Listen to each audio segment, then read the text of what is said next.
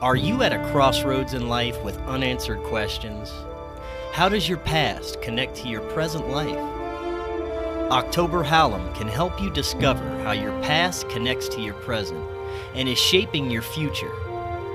October is an intuitive, healer, empath, and medium with over 20 years of experience helping people navigate through some of life's greatest challenges.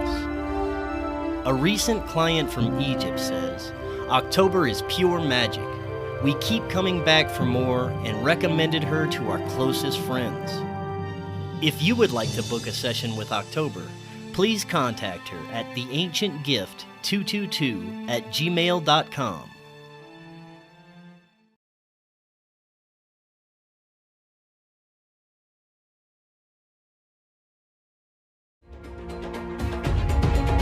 Welcome back to Forbidden Knowledge News. I'm your host, Chris Matthew. Tonight, my guest is Barry Littleton. Before I bring him on, I have to thank Curiosity Stream. They are the award-winning destination for documentary series and features covering every topic from space exploration to adventure. Satisfy your thirst for knowledge anytime and anywhere with Curiosity Stream. Their subscriptions start at only $2.99 a month. So just click the link in the description to sign up today. Also, please subscribe to Forbidden Knowledge News on lbry.com. It's our official backup channel, and you can always find us on all popular podcast platforms. Tonight, I want to welcome back to the show Barry Littleton. He began having paranormal experiences at a very young age, including encounters with extraterrestrial beings. These encounters led him to a lifetime of research and exploration into both the metaphysical and paranormal fields. He has an education majoring psychology, sociology, and ethnic studies.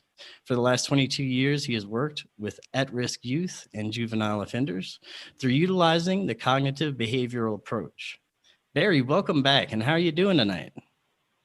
I'm doing good. Thank you very much, Chris. I appreciate you having me on. Yeah, thanks so much for joining us. Yeah, I wish we could have gotten the video working, but unfortunately we had some issues going on there, but that's fine. As long as we get to talk to you, that's great. Now, since we last spoke, so much has happened. We got a little echo on your side, Barry. I'm not sure we can do anything about that, but you know, we've seen a global event, complete with lockdowns, global hysteria.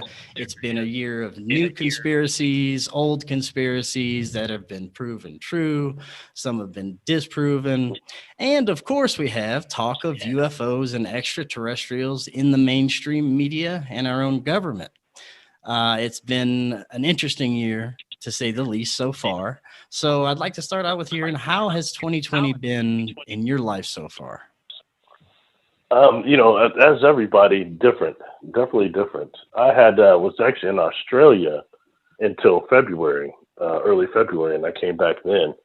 And at that time, you know, the whole virus thing was just starting to be announced in Wuhan. So I saw some slight differences happening, but it had not hit yet as it was going to change our lives. I mean, the amount of businesses that are being lost is a shame. And just our whole way of life has completely been modified for a very long time, it appears. So for me, I've just been kind of trying to stay abreast of that and stay healthy and kind of trying to help with whatever it is that's happening consciously on this planet right now. Because I think this is also bringing about a conscious shift for a lot of people. Yeah, that's what I was just about to say. There seems to be this major conscious shift going on around the planet right now, where people are not only seeing through some of the lies they've been told from the mainstream media and our global leaders our whole lives, but they're awakening to more metaphysical and even spiritual aspects, which is very fascinating to me. I think that we're going to be in for some very interesting changes in the years to come. Yes, I'd agree with that. You know, it's being pretty obvious that we're being prepared for something in terms of, I think, not just contact, but if you want to say, you know, extraterrestrials, interdimensionals, ascended masters, these type of beings that will be coming back here, angelics that will be more readily accessible and visible in our society. That's happened. That's been like that once before in the past. And I think it's us coming what they call a type 1 civilization and transitioning into that is what's beginning to happening right now. So I think that's what we're being prepared for. You know, I'd want to stay positive with that as opposed to thinking, you know, the negative destruction factor and death and gloom, you know. Oh, definitely. And I do want to talk a bit about what's been going on in the mainstream with disclosure and talk of UFOs a little later. But first, it's been a while since you've been on. You've had contact experiences from a very young age and paranormal experiences as well, right? Yes, that's correct. That's correct. They happened when I was a child and then went on into my, what I call childhood experiences, then into adulthood experiences. And Now, as a child, were these more paranormal, or did you have more ET contact in the beginning? It was ET contact. You know, at first it was a very strange friend that started showing up and playing with me for just little brief times and then taking off. Then later on, I saw this individual on one of these craft because I would wake up on craft several times. That happened, or wake up in what appeared to be like a room with some things on a table, and you're supposed to do things that were telekinetic with your mind with the stuff on this table. And that was like, and I kind of called that a school. It seemed like that, but it wasn't the same school I went to during the day. And I've heard other people call that the mystery school since then. So little things like that happened to me when I was a child. But as getting older, like in about the 6th grade, I had something happen with what I call a acid rain experience. And it was when so much so that these encounters lapped over into my normal life, my daily life, that was no doubt it was real. You know, I thought it was anyway, but when it's something that scientifically starts getting backed up in your real life, it changes things. When you say acid rain experiences, what do you mean by that? I had woke up one night and I'm on board this craft, and there is a screen, like a screen in this room, and over this room, I can in the screen I can see these UFOs. It looks like we're hovering over this like a snowy pass, like maybe the Rocky Mountains or something similar to that I had not ever seen before. And these craft out there look like they're sucking up clouds, smog into their underbellies, and they're emitting a type of a light. And there's an individual floating next to this screen, and he's an insectoid. And when I say that, this individual I had met before, but didn't recognize him in the same fashion. So I think it says something of what these beings can do consciously, optically to you, through the optical nerves. But he was floating there, and he's telling me that the acid rain was bad for our planet, and they're trying to help reverse it, but they're having problems with it too. They can only do so much. And I never heard that term, acid rain. And so automatically I'm wondering if I'm being deceived in some way or something like that. And that was a major part of this experience. But fast forward a week later, I'm in the 6th grade, and my teacher used to have us read something that was called the Scholastic News for current events. And on Fridays, she'd tend to have somebody stand up there and read it, at least the main article. And I got chose that week. And I'll never forget it because it was a picture of the Statue of Liberty on the front of the Scholastic News. And when I read this article, it was about the Statue of Liberty had been shut down because it was getting repainted due to acid rain. So certain parts of it were not able to be toured, and they were repainting it for that reason.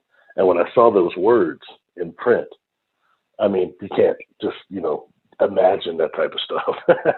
So it very much changed my life when I knew the encounters were very much real, and I tried to take it to another level from there. Now, for most of your encounters, were these physical or more of astral or in your dream states? How did most of these occur? For me, they were physical. I'm one of the, according to Ray Hernandez's free survey that they did, I'm one of the few that has the mostly physical encounters. I'd had a few that were astral-like too, but I don't really talk about those as much because for me, those lack the tangibility of a physical experience. When I'm getting sick because of the environment there, or I'm able to touch things, that's a whole different type of experience. So, hello? Yeah, sorry about that. My mic was off for a second. Now, Oh, with that's so many right. different people reporting different entities and experiences and completely different kinds, it makes me wonder, what kind of beings that, first of all, you're dealing with, as opposed to some of these other ones, because I've had my own contact experience, and it was Hmm. more of an etheric type of being that I was dealing with. Do you think that these are physical on some aspect, maybe, or on their own physical plane, and they're projecting somehow for this communication, or do you think it's a little bit of both, that they're actually physically coming and interacting with you and taking you places? You've got a little bit of both. For me, it's a matter of when these beings choose to, I'd say, to slow their vibration, where they become physical enough for us to interact with each other and to be on board one of their crafts, because there's definitely a vibration difference. And in that way, I mentioned before, I think on your show too, that there's something I experienced in all these experiences on board these craft that they termed temporal aphasia, which is where the inside and outside of those craft are not in the same dimension. And for one of the crafts I was on, they're bigger on the inside, or they seem like they're almost moving around you to a degree, and it makes you very sick, almost like being on a merry-go-round or seasick. It's a feeling like that, but a little bit more intense. And there's also like a mist on board this craft, and every room has this mist to varying degrees. But to me, it smelled like a type of a Windex and ammonia. So you're breathing that in. It makes it difficult to breathe. You feel like you're off kilter, being pulled down to a degree. So that's like a dizziness that happens that will eventually cause your deterioration of motor skills and things of that nature in the experiences. So when I've seen individuals on a craft in their quote unquote dream body, astral body, they look kind of transparent, touching the light on one of these engines on one of these crafts. I know that they weren't suffering from temporal aphasia like I was. I'm standing there looking at them, watching them do this, but I'm about to puke, getting really close.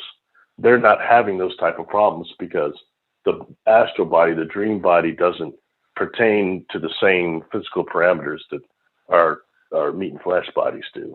So it says something about people that are having astral and dream experiences. I don't put those down. They're just different for different reasons. But for me, I'm more comfortable talking about the physical ones because that's where I obtain the most information also, and where the missing time comes in. So. Now, when these beings approach you, is it usually when you're alone, like going to bed, or have they ever approached you when you were with other people? How does it usually happen?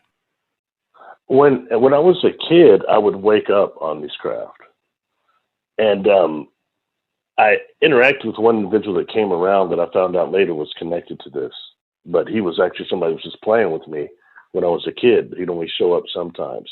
Now, when I went into adult onset experiences, craft started coming up on me, and 3 of those times I was with somebody else, somebody that I had dated at that time, and they're seeing the craft, then the missing time, but after the missing time, the experience, and you just been experienced like on a field trip, because the information is there.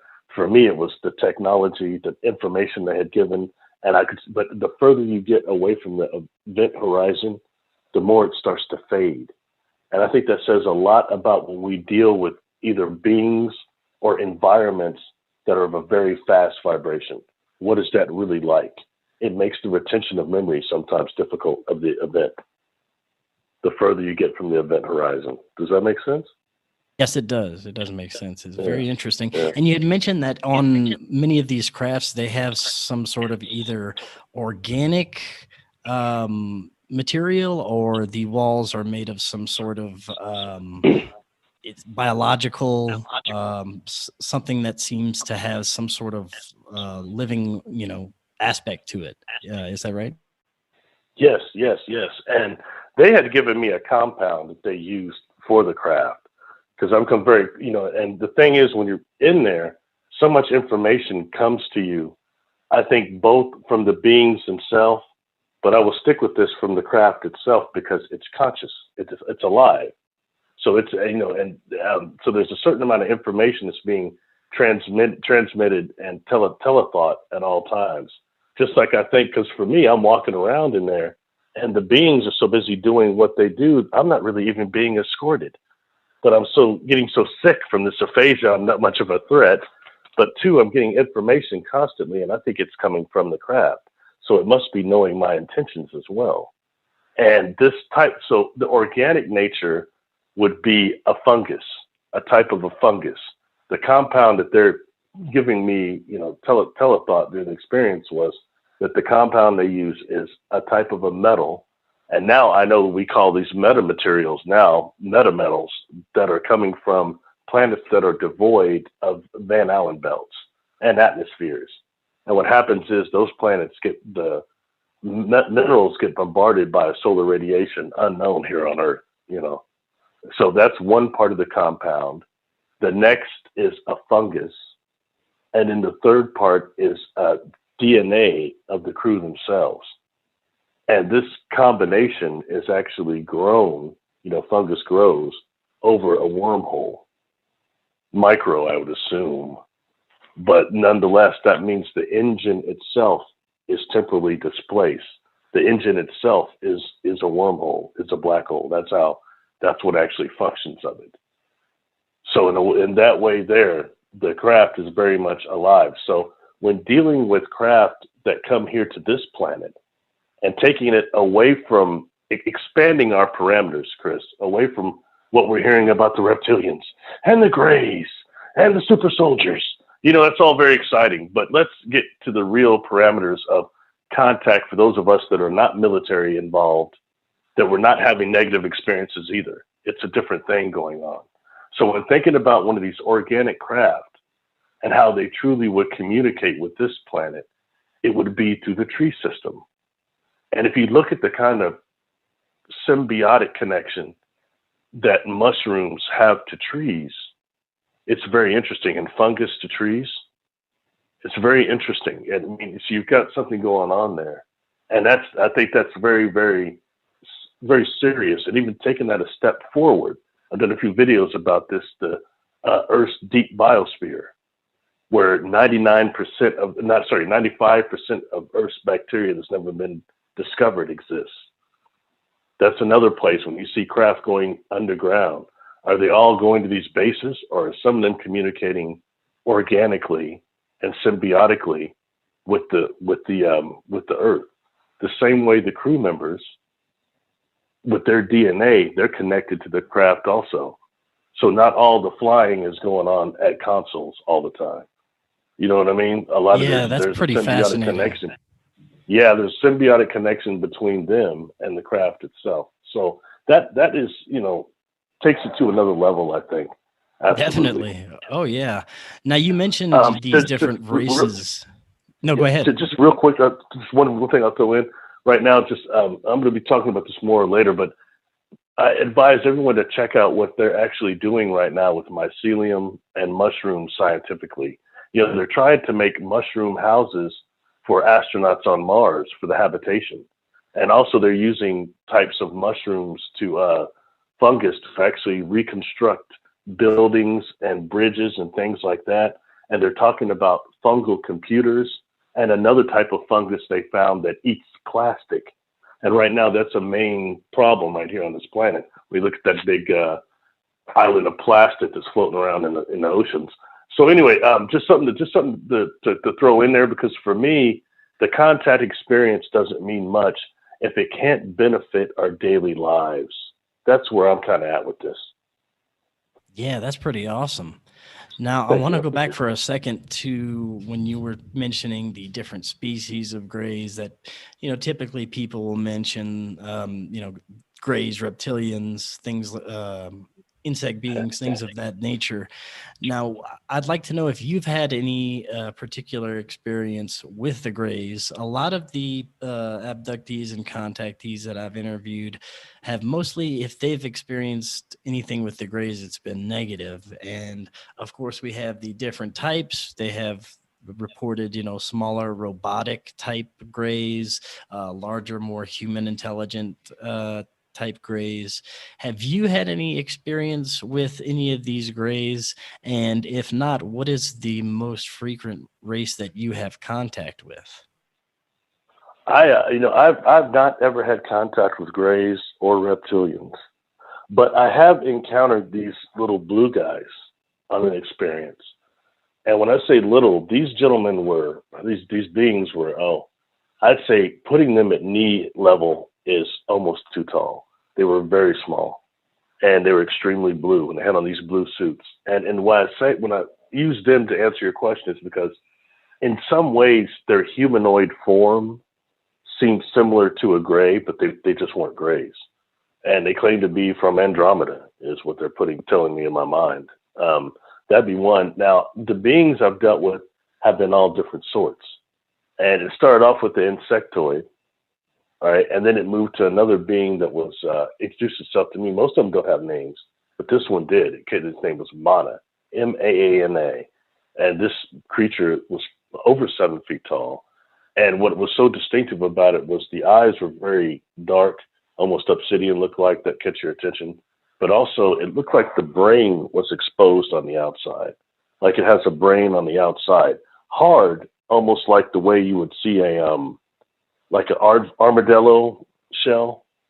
It's kind of hard in that way, but it looked brain-like it exposed brain. And the only thing on Earth I can tell you that looks similar to me, quite similar, is brain coral in our sea. Brain coral. And later on that brought me to this information is I wonder why some of these beings would step backwards or step back and others would come forward, from when I was younger and getting older. And that's one of the beings I saw on several ships and other species, smaller ones of this being too, just smaller than that one in stature on a craft. So I want to know how come that one doesn't step forward anymore. And I start getting information about the bleaching of coral. And excuse my language, but I didn't know really what the hell that was. I was a little uninformed in that. So I had to start looking this up and I start finding out the bleaching of the Great Barrier Reef and then what they're calling supercorals also that are resistant to this bleaching effect that they're trying to repopulate the reefs with. So, where this is coming from, so it makes me wonder, I was wondering why would this being Mana, with this head that looks like brain coral, be attached to Earth in the Earth matrix? So when I get in the presence of any of these non-humans, first I ask where were they from, what they want, and and the information comes back quick. They start answering you telepathically before you fully formulate the question. Yes, that's exactly the same type of experience that I had. You would ask a question and you'd get the answer before you were finished.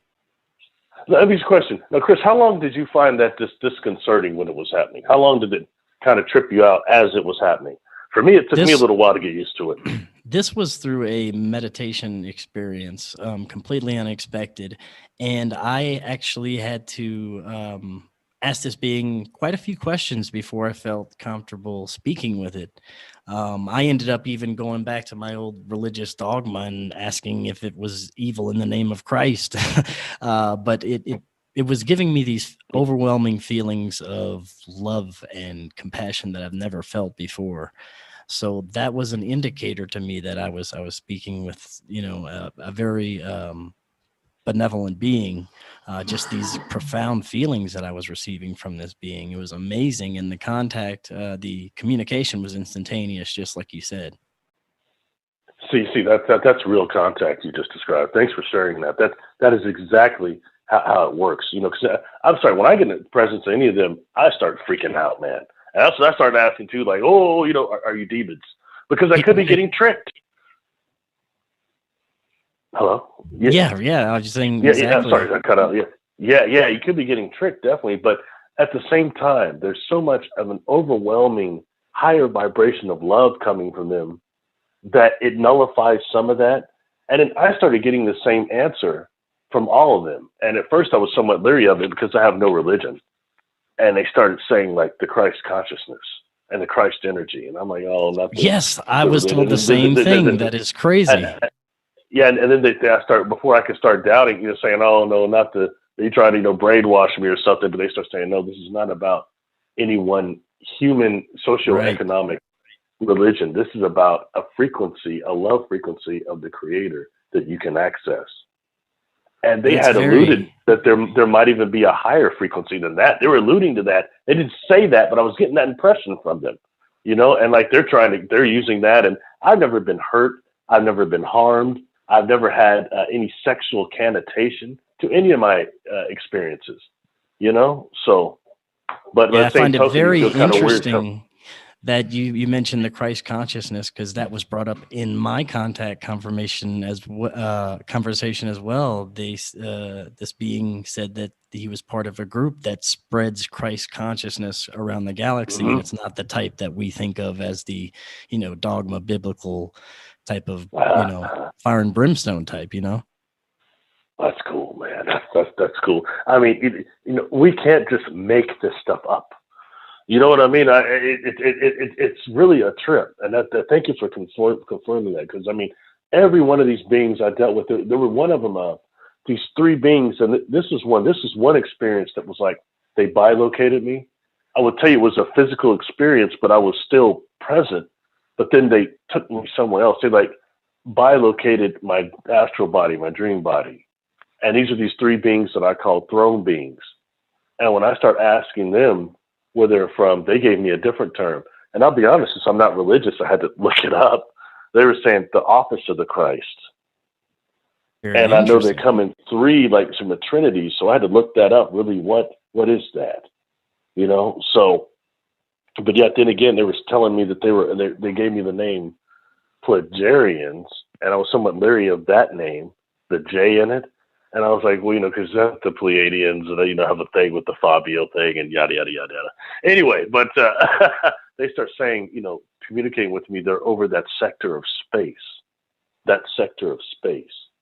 And it's beyond what I'm thinking of, like Barbara Martinique's thing. So and I can't say where it begins and ends, but I know that some of these extraterrestrial, interdimensionals, because I asked my entire life, who are you all? Where you, not just where you're from, but who you're from. Right. They start telling me places that are like, at first, like the insectoid is telling me like, communicating with me, you won't understand. But I thought I was heavy because I was watching Doctor Who. I watched, Logan's Run, whatever, man. I thought Buck Rogers, I thought I was heavy. And he's communicating with me 900 million light years out beyond the space-time continuum. And he's right, I didn't know what that meant. And he's put in my mind, since you don't understand, think of the third and fourth planets outside of Pluto. They're jumping off bases for your solar system because we have problems with the density. And immediately when I'm being communicated with this, when I can sort that part of the information out as it's come in so all at once, I'm asking, okay, are you lying to me? Because there are no planets outside of Pluto. And there again, he's saying you don't understand yet. Now, fast forward that like 30 years later, or like 25 years later, I'm sitting in my office and I come across an article that they discover trans-Neptunian objects. Exoplanets. Which is in that particular one is the belt, the Kuiper belt that's outside of Pluto. And there are several of them that are the size of Pluto almost. And they even got names for the third and fourth one. So I'm thinking, my Lord, that's something years later that scientifically comes back. I know some people jump on me because I use science a lot, but science to me is a true foundation, a basis foundation for these encounters. Because when true disclosure comes out, like you were talking about earlier, it's going to be shown in the lab. It's going to come out in the lab, opposed to these politicians actually admitting to anything. So once again, it goes to how does the contact experience affect our daily lives? Yeah, definitely. Help us. And I wanted to ask you, this is regarding my experience. Sure. I was told that this was happening, and this actually only happened to me a few months ago. It was my first paranormal contact any strange experience I've ever had, and it only happened a few cool. months ago. Oh, cool. And I was told that I was, that I was actually ready to receive this communication. That's why they were coming to me now. And I was given huge, vast amount of information that I'm still kind of unpacking. But it was basically that, this planet has some troubles on it, and that I have a job to do, which I'm currently doing, and each of us do. And it was very profound, the information that he was telling me, but it had a sense of urgency that, people need to kind of come around to this mentality of this Christ consciousness, that, we need to get more people on board with that. Is that something you've ever experienced? Yes. And I would frequently, I tried to telepathically ask for like what's going to happen in the future. And, they never answer, but they did show me something in the past. They say this will never happen again. And it's like the earth being completely burned out. And so I think that as far as the age of the earth and the real wars that have happened here goes far beyond what we're told in social media and religiously or anything else. Oh yeah, So, I think we've had rise and fall of civilizations throughout time. The good versus the bad will come to a head, but from the messages I was told that the good sides always come out on top throughout these rise and fall of civilizations. these beings, when they gave me this, and okay, when I actually got this name, I was 36 years old. I had been in a really bad car accident that completely changed my life. My recovery went very well, but I used to do these morning walks around 4 a.m. Like, hey, I survived all these traumatic brain injuries I had gotten in this accident in 2010, and so I'm celebrating that walk around, and all of a sudden my telepathy goes off. And after all those years, they choose to give me a name, just out of nowhere, in the middle of the morning. And the name I'm getting after all these years and interrogating all these beings, it is Extragalactic Interdimensional Cooperative Alliance. And the only reply I could give, Chris, is I was like, this is an effing joke.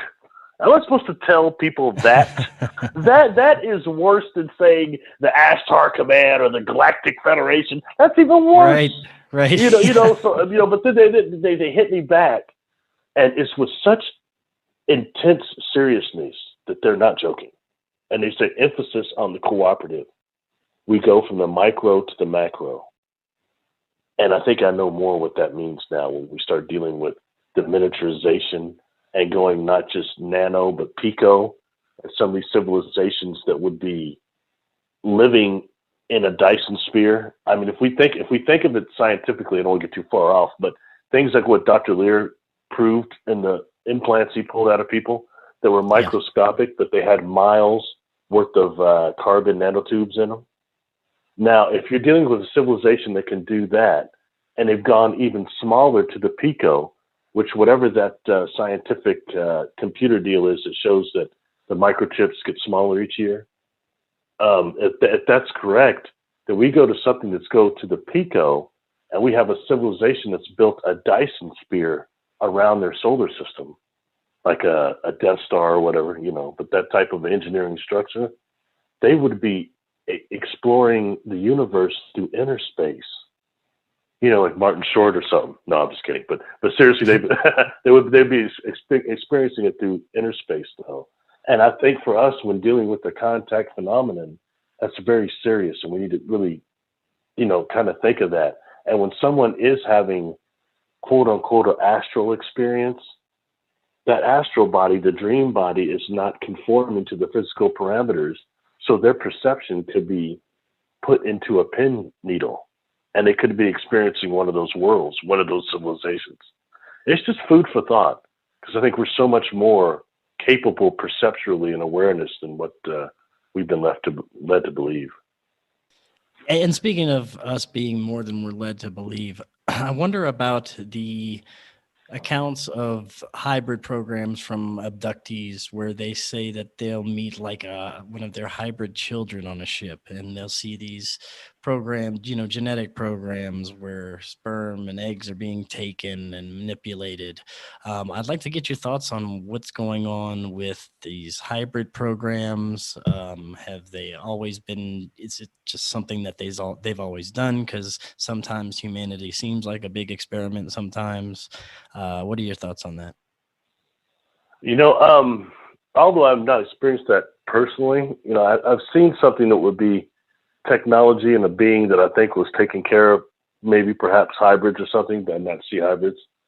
I would say two things. One is maybe we need to really think about there is a war of timelines going on, and that some of these graves, some of these species that are sexually dealing with abductees and reproduction, is this something to do with the fact in the future something happens to genetics of this planet and certain people can't reproduce anymore?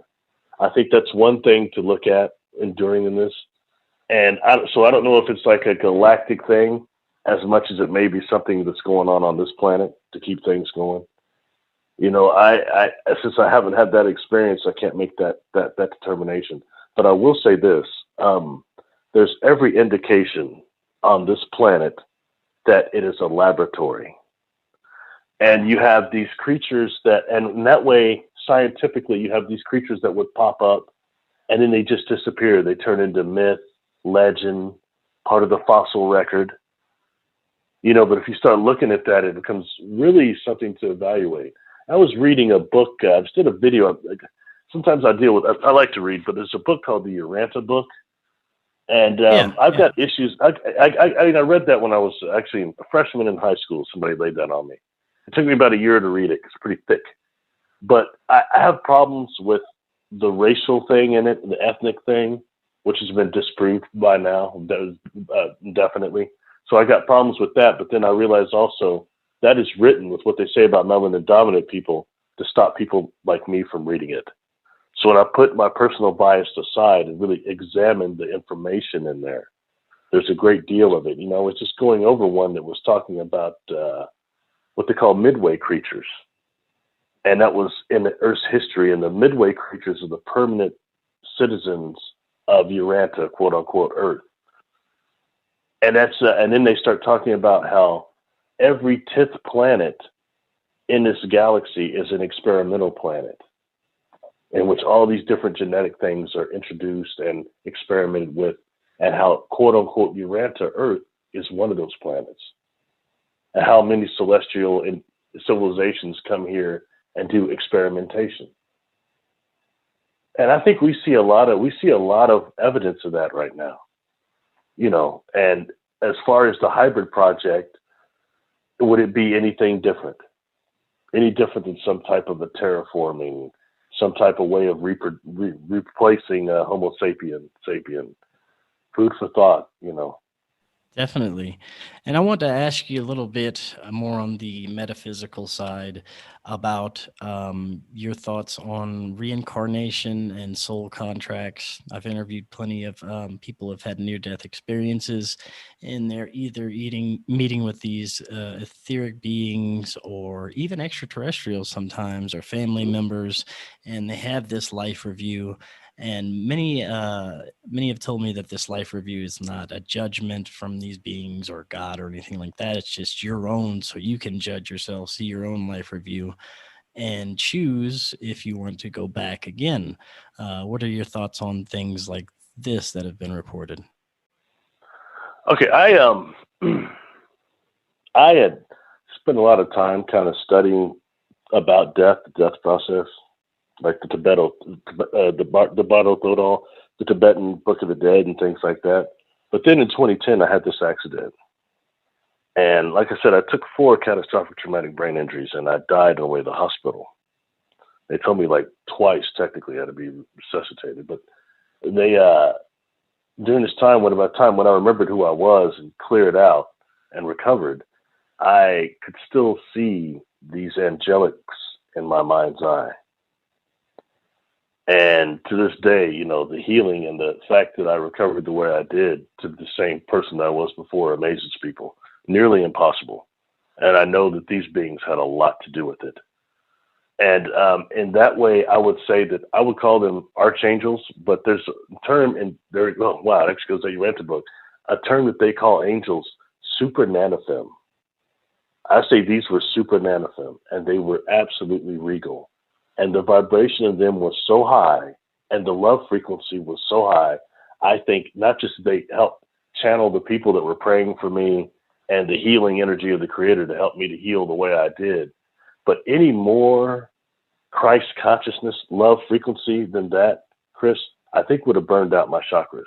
It might cause us to have something like spontaneous combust. I mean, you don't think that love could hurt like that, but we're not producing that level.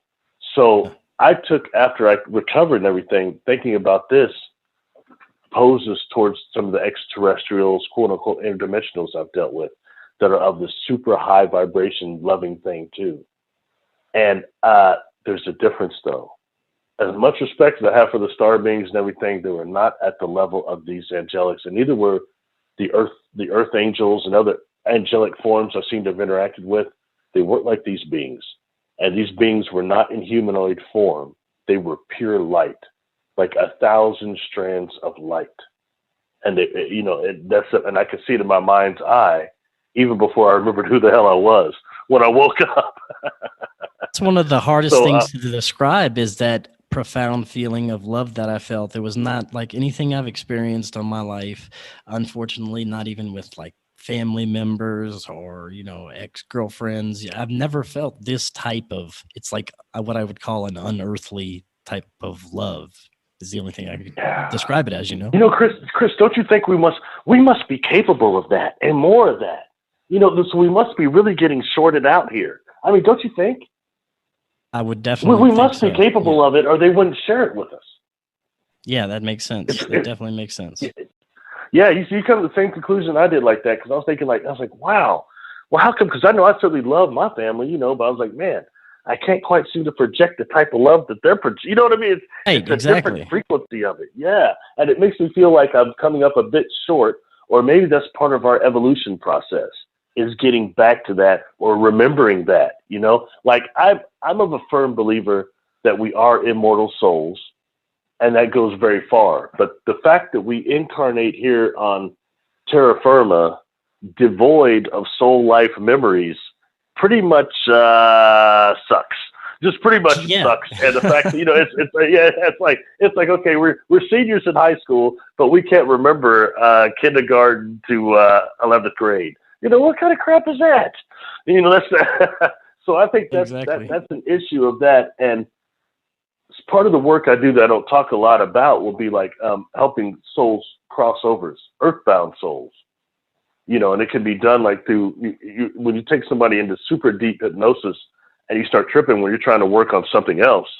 It might be like, smoking or weight loss or something like that, typical things. And they start talking about past lives. Their subconscious starts talking about that, or they start talking about spirits that are attached to them, dead people, and these wouldn't be demonic demons that you're crossing over. These are just human people like you and I that have a certain death. They can't accept it. They run from the light, the ability to cross over, and they start jumping into the energy fields of other people and living their behavior patterns through that other person. It's very common, to a point that it really kind of trips me out. So there's different levels. I hear so much talk right now about, the reptilians, the archons. Hey, I'm not taking away from that at all right? But if we want to talk about the layers, we have a problem here of earthbound spirits that do not cross over. That, and I'll tell you, the population of them is almost as numerous as the living here. That's amazing. Because I was talking to Preston Dennett about that. He says he does the same thing with astral travel during his, when he's astral traveling at night, during nighttime, or whenever he's practicing this, that he can actually rescue these trapped souls, which I find fascinating, and kind of send them off onto their next destination. That is my favorite UFO researcher, Chris. He wrote his book, UFO Healings, in 1996, changed my life, because I could not find out. I was very distressed. The fact I had positive contact, but I couldn't find anything in the media that was Not just because I did not outside of Bernie Hill that I didn't see anybody that looked like me physically. That's distressing. But then going separate, I didn't find anybody that, you know, anyone that was talking about positive contact, the healing factor, and, you know, these beings and these craft, and they all seem to be much more interested in the earth than they were us. When it comes like what they were doing with me, it seemed like they were interested in me remembering who the heck I am. My soul life memories, which I was born with past life memories, and you asked about reincarnation, but they're not completely fluid. They're like fragmented, you know. So that says something a lot about why we don't have access to that, and I think that that's something that some of these star intelligences are trying to bring to us, as far as maybe what our lineages are, you know, definitely outside this planet. And well, let me say something else outside of what we're hearing in the media. I get stressed out. I just get stressed out too, because these cats weren't from the Pleiades. They weren't from Orion. They weren't from Sirius. They weren't even from this galaxy. So it was taken into, there's no frame of reference for that. And then when you go into the encounter itself, you're on board one of these craft, you're seeing things, technology that's so far beyond us, or organic and everything else, that's another thing. You don't have a frame of reference for what you're experiencing. That makes it difficult to recall things too. Right along with the temporal aphasia, and all is like, yeah. Sorry, I didn't mean to cut you off. You were saying something. No, that's okay. No, I was just agreeing with you. It's also a huge problem when you try to bring it to mainstream academia. I mean, there's nothing that it can be compared to at all. But speaking of mainstream UFO coverage, you know, starting a couple of years ago, 2017, whenever they got wind of the research project from the Pentagon about UFOs, and then all of a sudden we have the Tic Tac footage, we have the TTSA. All of a sudden we're seeing talk of UFOs on the mainstream media all the time. Yesterday I saw an article about an Israeli member of the military that says extraterrestrials have always been here. There's all this stuff going on in the past few years, and I wanted to get your take on it. I want to see if you think it's some sort of prep because they can't hold it back anymore, or are they just trying to just maybe roll out some new toys that they've had for a long time? Why do you think all of a sudden the UFO mania is going on? You know, I think it's very slow disclosure, you know, but I don't expect it to get much better than that. Honestly, you know, because right now I'm hearing things about like, I'm trying to get very political, but, you know, I stay away from that. But right now I hear a lot of people, since we're having a transition in presidents, all of a sudden it's, oh, well, the current president was just about to tell us all about UFOs. It's like that with every president. Yeah. And what I heard him say before is he said he didn't believe in them, that they were possible, but he didn't believe in them. I mean, I heard something completely different. Now, I could go back, and I posted something on Facebook. There was an interview done just before Barack Obama got out of office. And he was asked by this gentleman, he's talking about not being able to get information from some parts of government. And he said, what about UFOs? And he said, you ask about that? He says, yes, I did. And he said, well, what'd you find out? And he's looking right at dude, so I'm sorry, but I can't tell you about that. And he wasn't joking. You can look at his micro expressions right there, and he starts saying that it's amazing that people think Roswell used to be, that was a big conspiracy, but now that's like everyday stuff. And it's not so ridiculous to think that the government has possession of a extraterrestrial craft. Yeah. And he says that in a way that is not really jest. And I posted that because, I mean, I stay out of political stuff, but nonetheless, there's been certain, throughout the years, stuff that's been relayed down. And this is nothing new. It's a shame it takes Ancient Aliens to wake people up, the TV show. You know what I mean? This has been going on forever. This type of contact down here, a lot of us is getting us. It's been sequestered so that we can be in some type of, I don't know, bubble. Because I'll tell you, I thought I was at a, real quick, I'll shut up, but I was at a point in my life where I thought I was done with these physical experiences. You know, that's the thing for I'm not a young cat. I'm not super old, not ready for the third leg yet, my cane, but I'm not a young man either. So I figured I was kind of done with these hardcore experiences that seemed to kind of stop when I was around the age of 28, 29. But then I go to that place. I was invited to speak at that Ascent Ranch. And I go out there, and it's some sort of a property that's definitely got some sort of a vortex gate in it, some type of a device inside that mountain that's projecting images and things to people through orb technology, that it was out of control. And I went out there and just, my perception got blasted. The first year I was out there, oh, Lord, I was unprepared. It's one thing to sit here and talk about the holographic principle and talk scientifically. It's another thing to really see it. To see something like a UFO go down into a mountain, then you can see it through the mountain. And somebody else had been with me. I was walking around out there with a guy that worked out there. And he's walking me, we're just talking, and we start seeing this. We see this thing go down to this in the mountain. He saw it too. I mean, to a point to where he's kind of bent over like a football player, and he's huffing real hard, like breathing real hard. And I asked him, I said, Albert, his name is Albert. I said, he's kind of a young cat, maybe like 26. I said, what are you seeing? Because I didn't want to say anything just in case, you know, the mountain air got to me and I'm having some type of a weird delusion. The delusion, what I was seeing is not shared. And he's saying, you know, he goes, it's impossible, Barry, it's impossible. I said, never mind that. What are you seeing? He says, I'm seeing that UFO through the mountain. Is this some sort of trick? Some sort of hologram? I could just look, I don't know what the hell it is, man. You know, but we witnessed this together. So it's little things like that that show how really fragile our perception is of what reality is on this planet itself and what's been going on here for a long time. Definitely. You know? Yeah. Sorry, I didn't mean to go so far off board. That's perfectly fine. That's right on point. And to close out tonight, I'd like to get your thoughts on where the future of ufology is going. There's a lot of infighting right now amongst people in the UFO field. I think that if we can bring the paranormal fields, the cryptid, the UFO consciousness, spirituality, if we can bring this all together and get these researchers on board with the same thing, that it's not just your nuts and bolts and it's not just your metaphysical conscious, it's a mix of everything, and there's some stuff in between that we don't understand, like cryptids and things like that. I'd like to get your thoughts on that. If these researchers could come together on this, I think we could have such a greater understanding of what's really going on out there.